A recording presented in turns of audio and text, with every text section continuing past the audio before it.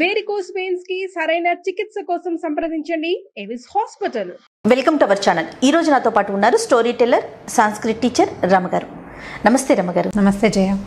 రమగారు, మనము ఇతిహాసాల నుంచి కొన్ని గ్రంథాల నుంచి పిల్లలకి సంబంధించి కొన్ని మోరల్ స్టోరీస్ చెప్పుకుంటున్నాం కదా, రామాయణ మహాభారతాల నుంచి ముఖ్యంగా. సో అలానే ఈరోజు మహాభారతం నుంచి ఏదైనా ఒక స్టోరీ ఉంటే చెప్పండి. మహాభారతం ఇంతకుముందు మనం కొన్ని కథలు చెప్పాం. అవును. అయితే మనం మెయిన్ థీమ్, మహాభారతంలో ఉన్న మెయిన్ థీమ్ కాకుండా చిన్న కథలు కూడా బోల్డన్ ఉంటాయి. మెయిన్ థీమ్లో నుంచి భీముడి గురించిన ఒక కథ చెప్తాం. ఇదివరకు కూడా మనం భీమసేనుడి కథ, ఒకటి చిన్నప్పటి కథ చెప్పాం. అయితే దుర్యోధనుడు, పాండవుల తాలూకు కజిన్ అయిన దుర్యోధనుడు వీళ్ళని వాళ్ళ రాజ్యాన్ని వాళ్ళు క్లెయిమ్ చేయకుండా ఉండటం కోసం తల్లితో సహా వీళ్ళని అంటే చంపేయటానికి ఒక ప్లాన్ చేశాడు. అది చేసినప్పుడు ఏం చేశారంటే, లక్క ఇంట్లో ఒక ఇల్లు, ఒక పెద్ద సౌధం నిర్మించి అది ఎలా చేశారంటే లక్కతోటి కట్టారట. అంటే గోడకి పైపుత సులువుగా అంటుకుంటుంది, లక్క మంట సులువుగా అంటుకుంటుంది. అట్లాంటిది లక్క ఇల్లు, దాని పేరే అది లాక్షాగృహం అంటారు సంస్కృత పదం. అయితే అది ఈ లక్క ఇంట్లో వీళ్ళందరినీ ఉంచాడు. తర్వాత ఒకనాటి రాత్రి ఎప్పుడో దాన్ని అంటించేశారు. అంటించేస్తే ఈ పాండవులు ఏం చేశారంటే, వీళ్ళకి విదురుడి వల్ల ఇది తెలిసింది ఇలా జరగబోతోందని ఒక సొరంగ మార్గం నిర్మింపజేసుకున్నారు. విదురుడి సహాయంతో సొరంగంలోంచి వాళ్ళు బయటికి వెళ్ళిపోయారు. ఆ వెళ్లేదారిలో రకరకాలు గడిచినాయి. అయితే ఇక్కడి నుంచి వెళ్ళిన తర్వాత వాళ్ళు ఏం చేశారంటే, ఏకచక్రపురం అనే ఒక ఊరు చేరారట. ఈ ఏకచక్రపురంలో ఒక బ్రాహ్మణ ఇంట్లో పక్క భాగంలోకి ఉండటానికి అవకాశం దొరికింది వాళ్ళకి. ఆ రోజు ఇప్పుడు ఇది మన మహాభారత కాలం అంటే ఎవరైనా ఊరికి అతిథులు, అభ్యాగతులు వస్తే మేము మీ ఇంట్లో ఉంటామంటే ఉంచుకునేవాళ్ళు. మీ ఊరేమిటి, మీరు ఎక్కడి నుంచి వచ్చారు, అవి పెద్దగా అడిగేవాళ్ళు కాదు. వ్యక్తుల ముఖాల్ని, వాళ్ళ తాలూకు భాష, మాట్లాడే విధానాన్ని బట్టే సహాయం చేసేవాళ్ళు. ఒక తల్లి, 5 పిల్లలు. ఈ వచ్చిన పిల్లలు కూడా బలసాళ్ళు, తెల్లగా పొడగర్లు, మంచి పొడవైన వాళ్ళు, తర్వాత ఏమో బుద్ధిమంతులుగా కనపడుతున్నారు. తల్లి మాట జవదాటనే లక్షణం ఒకటి వాళ్ళ దగ్గర ఉంటుంది. దాంతో ఆ బ్రాహ్మణ కుటుంబం ఏమనుకుందంటే, వీళ్ళకి ఏదో వాళ్ళని పక్కన ఉంచుకుందాము, వాళ్ళ వంట వాళ్ళు చేసుకుంటారులే అనుకుంది. అయితే ఈ పాండవులు రాజకుమారులు, వాళ్ళు వృత్తులు అవి వచ్చిన వాళ్ళు కాదు, ఏదో ఒక పని చేసుకుని బతికేవాళ్ళు కాదు. అయితే ఈ క్షత్రియ కుమారులు కూడా బ్రాహ్మణులాగానే భిక్షాటన చేసి జీవించవచ్చు అనేది ఒక విధానం ఉండేది అప్పట్లో. వీళ్ళు ఏం చేసేవాళ్ళంటే, ఈ 5 అబ్బాయిలు బ్రాహ్మణ వేషధారులు. అంటే బ్రాహ్మణులకి క్షత్రియులకి తేడా ఏముంది? బ్రాహ్మణులు పంచకట్టుకుని ఏదో గుండు శిఖ పెట్టుకునేవాళ్ళు, వీళ్ళు కూడా అవే కట్టుకునేవాళ్ళు. కాకపోతే ఈ క్షత్రియులకి ఆయుధాలు ఎక్స్ట్రా ఉండేవి. వీళ్ళు ఆయుధాలు విసర్జించేశారు. ఆయుధాలు లేవు వాళ్ళ దగ్గర, ఏమీ లేవు. రాత్రికి రాత్రి లాక్షగృహం నుంచి బయటకు వచ్చేశారు. ఏ ఆయుధము వాళ్ళతోటి లేదు. నగలు అలంకరణతోటి కాదు, నిద్ర వేళలో వచ్చారు. రాత్రిపూట సింపుల్ డ్రెస్లోనే ఉంటారు కదా, ఆయుధాలు ఎలాగూ లేవు. ఇవి వచ్చేసిన వాళ్ళు ఏం చేస్తారు, ఇక భిక్షాటన చేసుకుంటూ మామూలు వేషాలతోటి వెళ్తే, అదే చిన్నపిల్లలు, కుర్రాళ్ళు కనపడుతున్నారు, పెద్ద వయసు ఉన్న వాళ్ళు కాదు. దాంతో భిక్షాటనకు వెళ్తే అందరూ ఏదో భిక్ష ఆహారం పదార్థం ఇచ్చేవాళ్ళు. అప్పుడు ఏంటంటే, ఇప్పుడులాగా అడుక్కోవాల్సిన అవసరం లేదు, విధానాలు వేరే ఉండేవి. వాకిట్లో ఒక్కొక్కళ్ళు వస్తే వాళ్ళకి పెట్టడానికే ఆహారం అట్టు పెట్టుకునేవాళ్ళు గృహస్థులు. దాంట్లో పెద్ద జాతి నియమం కూడా ఉండదు బహుశా ఆ రోజులు. అంటే ఎక్కడ పెద్దగా నేను అలాంటిది చదవలేదు. అన్ని చోట్లకి వెళ్ళేవాళ్ళు. ఈ తెచ్చిన భిక్షని వాళ్ళ అమ్మ దగ్గరికి పట్టుకొచ్చి ఇచ్చేవాళ్ళు. పట్టుకొస్తే ఈవిడ ఏం చేసేది, దాన్ని 2 భాగాలు చేసేదట. ఆహారాన్ని ఇంత అన్నం వచ్చిందనుకోండి, దాన్ని 2 భాగాలు చేస్తే ఒక భాగం భీముడికి ఇచ్చేవారు, మిగిలిన 2వ భాగాన్ని తల్లి, మిగిలిన 4 పిల్లలు తినేవారు. ఎందుకంటే భీముడు సహజంగా చాలా ఆహారం తీసుకునే పద్ధతి ఉన్నవాడు. అతని శారీరక బలము అలాంటిదే, బలశాలి, ఆహారం తీసుకునే విధానం కూడా అలాంటిదే.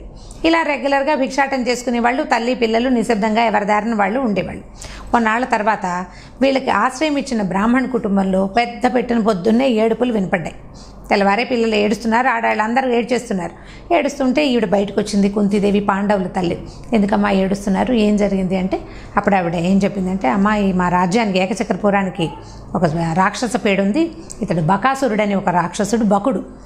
ఈ బకాసురుడు ఊరి మీద పడి విరుచుకు తెచ్చుకునేవాడు. వచ్చేసేయటం, ఇక ఎవరు దొరికితే వాళ్ళని చంపేసి తినేసి ఆహార పదార్థాలని చెల్లాచెదురు ఊరంతా బీభత్సంగా చేసేవాడు. అయితే మా రాజు, మంత్రులు అతనితోటి మాట్లాడి, నువ్వు ఊళ్ళోకి రావద్దు, ప్రజల్ని భయభ్రాంతులకి గురి చేయొద్దు, నువ్వు ఎక్కడ ఉంటావో అక్కడే ఉండు, మేము అక్కడికే ఆహారాన్ని పంపిస్తాము, నీకేం కావాలో చెప్పమన్నారు. ఇతను ఏమని చెప్పాడట, బకుడు 2 దున్నలు పూంచిన ఎడ్ల బండి, అదే బండి, మామూలు ఎడ్ల బళ్ళు ఉంటాయి, ఎడ్లు కాకుండా దున్నలు ఉండాలంటే గేదెల్లో మొగవన్నమాట, దున్నపోతులు. 2 దున్నపోతుల్ని కట్టాలి బండికి. బండి నిండా ఆహార పదార్థాలు, అన్నము, కూరలు, పప్పులు, పులుసులు, సాంబార్లు, తర్వాత పాయసాలు, రుచిమైన పదార్థాలు. ఈ బండిని ఒక మనిషి తోలుకొస్తే ఆ మనిషి ఈ 2 దున్నలు, ఆ బండిలో ఉన్న మొత్తం ఆహారము నాకు సరిపోతుంది అని చెప్పాడు. అప్పటి నుంచి మేమేం చేసాము, మొదట రాజపరివారంలోంచి ఎవరు వెళ్ళారో ప్రజల్లో కూడా ప్రతి కుటుంబం నుంచి రోజుకొకరిని చొప్పున పంపించాలి. ఈరోజు ఆ వంతు మా ఇంటికి వచ్చింది. వీళ్ళకి ఒకడే పిల్లాడు, ఒక మగపిల్లాడు. అప్పట్లో మగపిల్లలు ఉండాలన్న నియమం ఉంది, ఎందుకు పున్నామ నరక నుంచి పుత్రుడే తప్పిస్తాడని. ఇప్పుడు మన దగ్గర కూడా ఉన్నదనుకోండి, కొంచెం అటు ఇటుగా ఉంది. అప్పుడు ఖచ్చితంగా ఉండేది కొడుకులు. ఇప్పుడు కొంచెం అది తగ్గింది, ఆ ఫీల్ అనేది కొంచెం తగ్గింది. పెద్దవాళ్ళు ఉంటే కొంత ఉంటుంది, మామూలు యంగర్ జనరేషన్కి అంతగా లేదు. ఇప్పుడు ఈ కుమారుడు ఉండాలి, ఉన్నది ఒక పిల్లాడు. నాన్నని పంపించడానికి పిల్లాడు ఒప్పుకోవటం లేదు, భర్తను పంపించడానికి భార్య కష్టంగా ఉంది. స్త్రీలని వాడు తీసుకోడు, మగవాళ్ళు కావాలి. ఈ ఇంట్లో ఉన్నది నాన్న కొడుకు. వీళ్ళిద్దరిలో ఎవరిని పంపించినా గృహ యజమానిని పంపించాలా, ఇంటికి ఆధారమైన కొడుకుని పంపించాలో తెలియక మేము ఏడుస్తున్నామమ్మా అంటే ఈవిడేముందంటే, అమ్మ మీరు కంగారు పడబోకండి, మీకంటే ఒక్కడే పిల్లాడు, నాకు 5 కొడుకులు ఉన్నారు, మీరు మాకు ఆశ్రయం ఇచ్చారు, మీ అబ్బాయి బదులు మా అబ్బాయిని పంపిస్తానంత. ఎలాంటి లక్షణమో చూడండి. ఇలా చేస్తారా ఎవరైనా? మీ అబ్బాయి చచ్చిపోయే బదులు మా అబ్బాయిని చంపేసేయండి అనరు కదా. ఈవిడ మాత్రం ఆవిడ ధైర్యం ఆవిడకు ఉంది. ఒక పిల్లాన్ని పంపిస్తానమ్మా అని అడిగితే వాళ్ళు ఒప్పుకోవాలి. అయ్యో అట్లా కాదండి, మీరు అతిథులు, మా ఊరు వచ్చారు, మేము మీకు ఊరికి ఆశ్రయం ఇచ్చాం కానీ మేము అన్నం పెడుతున్నామా, కాదని వాళ్ళు ఎంత బతిమలాడినా ఈవిడ ఒప్పుకోలేదు. మీకు ఒక్క పిల్లాడు, ఈ పిల్లాడిని ఇచ్చేస్తే మళ్ళీ మీకు పురుష సంతానం కలుగుతుందో కలగదో. నాకు 5 పిల్లలు ఉన్నారు కదా, ఓ పిల్లాడి పోతే మిగిలిన 4 పిల్లల్ని చూసి నేను సంతోషిస్తానమ్మా, ఏం పర్వాలేదని ఒప్పించింది. ఈ లోపల భిక్షాటనకి వెళ్ళినటువంటి అబ్బాయిలు 5 వచ్చారు. వచ్చాక ఆవిడేం చెప్పిందంటే, ఈ పిల్లలు ఎదురుగుండా, అయ్యా ఇక్కడ ఒక రాక్షసుడు ఉన్నట్ట, వాడికి ఆహారంగా ఈ కుటుంబంలో ఓ పిల్లాడు వెళ్ళాలట, ఒక మగవాడు ఎవడో ఒకడు వెళ్ళాలి, వాళ్ళ పిల్లాడు చిన్న పిల్లాడు, పైగా వాళ్ళకి ఒకడే కొడుకు, మీలో ఒకళ్ళని పంపుతానని చెప్పాను నాయన అంది. అలాగేనమ్మా, ఎవరిని వెళ్ళమంటే వాళ్ళు వెళ్తామన్నారు. అయితే ఆవిడేమందంటే, ఆవిడ ఇంకా మాట్లాడే లోపలే ధర్మరాజు అన్నాడు, భీముడు వెళ్తాడులేమ్మా అని చెప్పాడు. నన్ను పంపడానికి నువ్వెవడివి అని పోట్లాడలేదు భీముడు. నేను తప్పకుండా వెళ్తానన్నాడు. బయటకు వచ్చాడు. బయటకు వచ్చి నేను వెళ్తాను, మీరు కంగారు పడకండి అని ఈ 4 అబ్బాయిలు వాళ్ళని ఓదార్చారు. ఏం పర్వాలేదు, మేము 4 ఉన్నాం కదా అని చెప్పి ఒప్పించారు. సరే, రాజుగారి ఇంటి నుంచి ఎడ్ల బండి, అంటే ఆహారం రావాల్సిన బండి, దున్నలు కట్టిన బండి, ఆహారము రాజుగారి ఇంటి నుంచి వస్తుంది. మనిషి ఈ కుటుంబం నుంచి వెళ్ళాలన్నమాట. అవి వచ్చిన బండిని చూసేసరికల్లా ఈయనకి మంచి ఉత్సాహం వచ్చింది. భీముడికి ఎగిరి ఆ బండి మీద కూర్చున్నాడు. వెళ్ళొస్తానమ్మా అన్నాడు. అందరూ ఏడ్చారు ప్రజలంతా. అయ్యో, బ్రాహ్మణ యువకుడు ఇంత బలశాలి, పాపం 5 పిల్లల తల్లి ఇలా ఒక పిల్లాన్ని దానం చేసేసింది, వీడు ఏమైపోతాడో, వెళ్ళొస్తానని చెప్తున్నాడు అమాయకుడు, వెళితే తిరిగి రానని వీడికి తెలీదు అంటే క్షేమంగా వెళ్ళి రానాయన అని చెప్పిందట వాళ్ళమ్మ. ఈవిడ ఎంతకంటే అమాయకురాలు, తిరిగి రాడు పిల్లాడని తెలుసుకోలేకపోతుంది. అయ్యో, ఎంత పుత్ర వ్యామోహంతో మళ్ళీ రమ్మంటోందని ప్రజలంతా బాధపడ్డారు. చూస్తూ నుంచున్నారా వెళ్తున్నవాడిని. సరే, వీడు కొంచెం దూరం వెళ్ళేసరికల్లా బండికి కదలికలకి గిన్నెల మీద మూతలు కదులుతాయి కదా, డబ్బాల మీదవి, కదిలేసరికి గుమ వాసన వస్తున్నాయి. కూరలు, పులుసులు, తర్వాత ఏదో పాయసాలు, గారెలు అవన్నీ చేసి పెట్టి ఉంటారు. ఈ భీముడు పాపం కొంతకాలంగా భిక్షాటన చేసిన ఆహారమే తింటున్నాడు. వండుకుని రకరకాల వండుకు తినే అవకాశం ఏం లేదు పాపం వాళ్ళకి. భిక్షతోటి జీవిస్తుంటే వాళ్ళు ఏం పెడితే అది తింటారు కదా, రుచికరమైన పదార్థాలు ఏమొస్తాయి, ఏదో వస్తుంది. ఈ వాసన వచ్చేసరికి ఆకలేసేసింది అతనికి. ఏం చేశాడు, చక్కగా డబ్బాలు గిన్నెలన్నీ మూతలు తీసి హాయిగా ఉన్న ఆహారం అంతా తినేసాడు. మొత్తం తినేసాడు. అంత ఫుల్గా తినవాడికి నిద్ర రాదు. ఆ బండి మీదే పడుకుని నిద్రపోయాడు. నిద్రపోతే ఈ దున్నలు 2 వాటికి రోజువారీ బండి వెళ్ళే బాట ఒకటి ఏర్పడుతుంది. మా రాజవి ఏ వీధిలో అయినా కూడా బళ్ళు రెగ్యులర్గా వెళ్ళే బాటలోనే ఈ బండిని తీసుకుపోయినాయి. అవి లాక్కెళ్ళిపోయినాయి.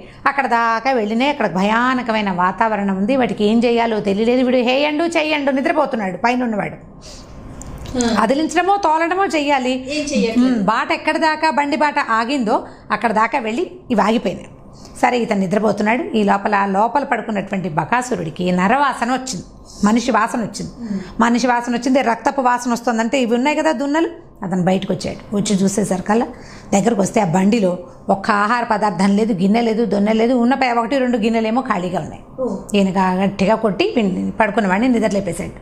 నా ఆహారం ఏది, ఏం చేసావు, వాళ్ళు ఇవ్వలేదా, నువ్వు తేలేదా అని అడిగితే వాళ్ళు ఇచ్చారు, నేను తెచ్చాను, తినేశాను అని సమాధానం చెప్పాడు. చెప్పేసరికల్లా నా ఆహారం నువ్వు ఎలా తింటావు అని అతను గట్టిగా అతన్ని కొట్టబోయాడు. భీముడిని కొట్టబోయేసరికల్లా ఇన్ని రోజులుగా ఎవరిని కొట్టేందుకు అవకాశం రాని భీముడు తన్నడానికి ఒక మనిషి దొరికేసరికల్లా అతనికి పరమోత్సాహం వచ్చింది.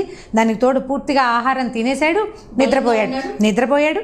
లేచేసరికల్లా అప్పుడు అతనికి ఏమనిపించిందంటే, వీడింత రాక్షసుడల్లే ఉన్నాడు, ప్రజలు భయపడ్డారంటే భయపడరా, వీడిని ఇక్కడ లేకుండా చేయాలి, ఇంకొకసారి ఏకచక్రపురం నుంచి వీడికి ఆహారం రానివ్వకూడదు అని చెప్పి ఆ బండి మీద నుంచి దూకి ఆ దున్నలు 2 వదిలేశాడు. ముందు ఆ రాక్షసుడు మీదకి వచ్చే లోపల ఈ దున్నలు 2 బతుకు జీవుడా అని పారిపోయినాయి.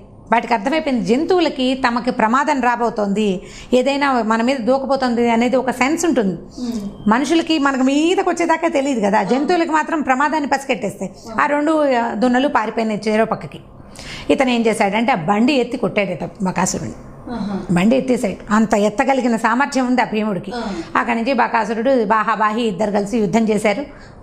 అవి ఇవి చెట్లు అవి ఓడ తీసుకొట్టాడు. అంటే చెట్టు పట్టుకు లాగగలడు అనమాట. వాడు నేలలోంచి ఎత్తేసేయగలడు చెట్టుని.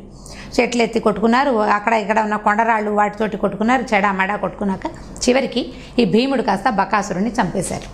అయితే మహాభారతంలో మరి ఇది పిట్టకథో మెయిన్ కథలో భాగమో నాకు తెలియదు, కానీ చాలా ఫ్రీక్వెంట్గా చిన్నతనం నుంచి వింటూ వచ్చాం దీన్ని.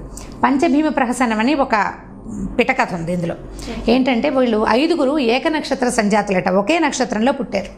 బకుడు, భీముడు, దుర్యోధనుడు, జరాసంధుడు, కీచకుడు, ఈ 5గురు ఒకే నక్షత్రంలో పుట్టారు. ఈ ఒకే నక్షత్రంలో పుట్టిన ఈ 5గురు మొదట ఎవడు ఒకడిని చంపుతాడో వాడే మిగిలిన వాళ్ళ మరణానికి కారణమవుతాడు. ఇప్పుడు బకాసురుడిని భీముడు చంపాడు. తర్వాత లైన్లో జరాసంధుడిని, కీచకుడిని, దుర్యోధనుడిని కూడా భీముడే సంహరించాడు. అతని చేతిలోనే వీళ్ళకి మరణం వచ్చింది. ఈ 5గురికి వేరే వాళ్ళు ఎవరి దగ్గర చావులేదు. ఈ లెక్కలో మొట్టమొదటి బకాసురుడి తాలూకు మరణం భీముడు యంగ్గా ఉండగానే వాళ్ళు ద్రౌపదిని పెళ్లి చేసుకోక ముందే జరిగింది. ఇది చంపేశాడు. అక్కడి నుంచి గట్టిగా ఏలేసి అని అదిలించి గట్టిగా పిలిచేశారు కల్లా ఈ దున్నలు ఎక్కడో ఉన్నవి మెల్లిగా మనిషి పిలుస్తుంటే దగ్గరకు వచ్చినాయి. ఈయన బండికి ఆ 2 దున్నల్ని పుంజుకుని మళ్ళీ బండెక్కి వచ్చేసాడు వెనక్కి. సాయంకాలం ప్రజలు ఇతను వెనక్కి తిరిగి వస్తున్న వాడిని చూసి అందరూ జయధ్వానాలు చేశారు. ఎలాంటి కొడుకుని కన్నావమ్మా, ఎంత బలశాలి, ఇతను బకాసురుణ్ణి ఎట్లా చంపాడు, ఎలా చంపగలిగాడు అనేది వాళ్ళకి చాలా ఆశ్చర్యం వేసింది. కానీ అప్పటి నుంచి వీళ్ళని భిక్షాటనకు వచ్చే మామూలు యువకుల్లాగా కాకుండా వీళ్ళు ఏదో ప్రతిభాశాలని ప్రజలు గుర్తించారు. మామూలుగా అనిపించేది వీళ్ళు స్ఫురద్రూపులు బలశాలులుగా కనపడుతున్నారు, కానీ వినయం ఉంది వీళ్ళ దగ్గర. కొంచెం మామూలుగా మనకి మొహాల్లో కనపడితే భావం కొంచెం మర్యాద ఇస్తాం కదా. దీని తర్వాత వెళ్ళడానికి కొడుకు ఒప్పుకోవటం, అన్నయ్య వాడిని పంపదలుచుకోవటం, అతను నువ్వు వెళ్ళు అని చెప్పినా వీడు కాదనకపోవటం, నా పిల్లాన్ని నేను పంపిస్తానని తల్లి చెప్పడం, ఇవన్నీ కూడా విచిత్రమైనవి, లోక సహజంగా జరిగేవి కాదు. చాలా ప్రతిభా పాఠవాళ్ళ వాళ్ళు ధైర్యశాలలో అయితే తప్పిస్తే ఈ పని చెయ్యరు కదా, ఇలాంటివి ఒప్పుకోరు కదా. దాంతో అప్పటి నుంచి వీళ్ళని బాగా గౌరవించడం మొదలుపెట్టారట. దీని తర్వాత ద్రౌపదిని వీళ్ళు వివాహం ఆడారని కథ. సో ఇప్పుడు భీముడు తాలూకు ప్రతాపాన్ని వర్ణించడం కోసం చెప్పబడిన కథల్లో భాగం అన్నమాట శక్తి సామర్థ్యాలు. ఎందుకంటే తర్వాత కథల్లో జరాసంధుడు చాలా గొప్పవాడు, చాలా బలశాలి, అతన్ని చంపాడు. మామూలు వాడు ఎలా చంపగలుగుతాడు? తర్వాత కీచకుడు ఈ విరాట రాజ్యాన్ని పూర్తిగా నిలబెట్టినవాడు, అతనే సైన్యాధిపతి. అతన్ని చంపడము బహు కష్ట సాధ్యం, మామూలు వాడికి సాధ్యమయ్యే పని కాదు. అక్కడి దుర్యోధనుడు వాడు అసలు సామాన్యుడు కాదు.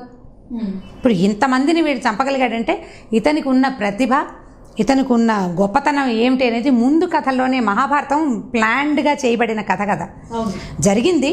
మనకి పరంపర అంటే లైన్గా పెట్టడం సీక్వెన్స్ పరంగా కూడా ఇతను ఇంతకంటే బృహత్తర కార్యమైనా చేయగలడు అనేది చూపించడం కోసం మొదట బకాసుర వధను చూపిస్తారు. దీనికంటే ముందు హిడింబాసుర వధ కూడా జరుగుతుంది. హిడింబుడు కంటే బకుడు చాలా బలవంతుడు. ఓకే, సో అందుకని ఇది చూపించారనమాట. Right, thank you so much రమ్మగారు. థ్యాంక్ యూ అండి. ఓకే జయ. ఈ వీడియో కనుక మీకు నచ్చినట్లయితే లైక్ చేయండి, షేర్ చేయండి. మరిన్ని వీడియోస్ కోసం మా ఛానల్ని సబ్స్క్రైబ్ చేసుకోండి.